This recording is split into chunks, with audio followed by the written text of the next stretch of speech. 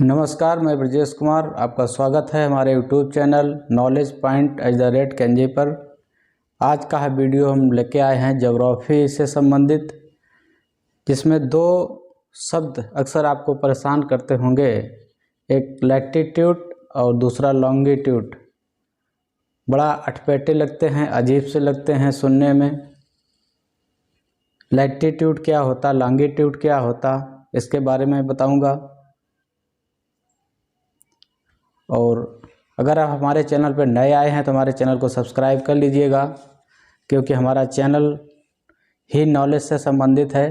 तमाम तरह के विषयों का नॉलेज आपको यहाँ मैं देने का प्रयास करूँगा। जो कई शब्दों में हम लोग भ्रमित रहते हैं, तमाम लोग भ्रमित रहते हैं, तो ऐसे शब्द कभी कभी आ जाते हैं, उनका मतलब क्या होता है मैं ये बताऊँगा इस पर। लैटिट्यूड को हिंदी में हम अक्षांश कहते हैं और लॉन्गिट्यूड को हम देशांतर कहते हैं। आखिर ये अक्षांश और देशांतर क्या हैं, विद्यार्थियों से अक्सर पूछा जाता है कि देशांतर रेखाएं क्या हैं और अक्षांश की रेखाएं क्या हैं। तो इसमें आप ये समझ लीजिए कि एक काल्पनिक, मान लीजिए कि आपके सामने, आप पृथ्वी से दूर हैं और आपके सामने पृथ्वी रखी है इस साइज में, तो जो हिस्सा नीचे रखा है और जो ऊपर है वो पृथ्वी के ध्रुव कहलाते हैं। जो ऊपरी हिस्सा होता है वो उत्तरी ध्रुव कहलाता है और जो नीचे होता है वो दक्षिणी ध्रुव कहलाता है।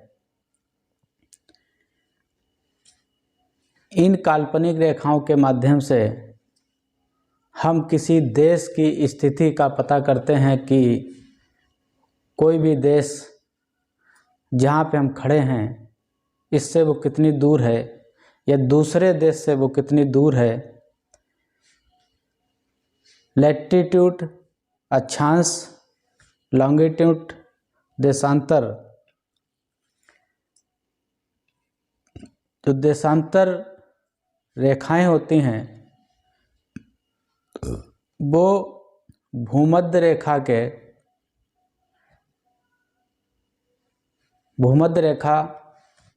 पृथ्वी पे पश्चिम से पूर्व पृथ्वी को बांटती हुई एक रेखा होती है। उसके उत्तर और दक्षिण में समानांतर देशांतर रेखाएं खींची जाती हैं, और जो अक्षांश की रेखाएं होती हैं वो उत्तर से दक्षिण को खींची जाती हैं। इसमें आप कभी कभी होता है कि 1 डिग्री देशांतर कितने मिनट के बराबर होता है, क्योंकि पूरी पृथ्वी हमारी 360 रेखाओं में बांटी गई है। एक रेखा एक अंश के बराबर, और एक अंश जब पृथ्वी मूव करती है अपनी धुरी पे, तब उस अंश को पार करने में पृथ्वी को 4 मिनट का समय लगता है, और उस 4 मिनट के समय में पृथ्वी 111 किलोमीटर की दूरी तय करती है। तो ये गणित है इसका, देशांतर रेखाओं का। और 1 डिग्री अक्षांश 111 किलोमीटर के बराबर हो जाता है। 4 मिनट में पृथ्वी एक अंश को पार करती है, और 4 मिनट में 111 किलोमीटर। आप गुणा भाग इसका करते रहिएगा। भूमध्य रेखा जो पृथ्वी के बीच से पृथ्वी को बराबर चारों तरफ उत्तरी ध्रुव और दक्षिणी ध्रुव के मध्य से खिंची हुई होती है, उससे दिशा तय होती है कि पृथ्वी के इस हिस्से में उत्तर है, पृथ्वी के इस हिस्से में दक्षिण है।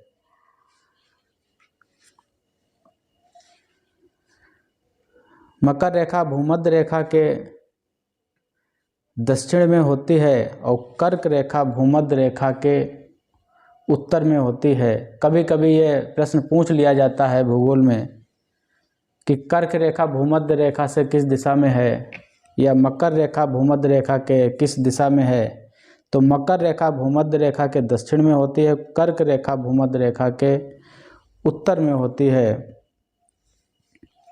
तो यहाँ सिर्फ मेरा मतलब लैटिट्यूड और लॉन्गिट्यूड दो शब्द देशांतर और अक्षांश को समझाने के लिए वीडियो था। अक्सर कई बार जब भी किसी हम जगह का जियो टैग करने जाते हैं, जब उसका ऐप हम जियो टैग के लिए खोलते हैं तो वहाँ पे ये लिख के आता है कि लैटिट्यूड इसका इतना है, लॉन्गिट्यूड इसका इतना है। मतलब कि जिस जगह पे हम खड़े हैं वो जगह इतने अक्षांश पे है और इतने देशांतर पे है। ध्रुव से उसकी कितनी दूरी है, भूमध्य रेखा से उसकी कितनी दूरी है, ये सारी चीज़ें उसमें स्पष्ट होती हैं। तो हमें लगता है कि आप समझ गए होंगे और हमारे चैनल को सब्सक्राइब कर लीजिएगा। बहुत ही अटपटे शब्द हैं, लैटिट्यूड लॉन्गिट्यूड अंग्रेजी में लोग इस्तेमाल करते हैं।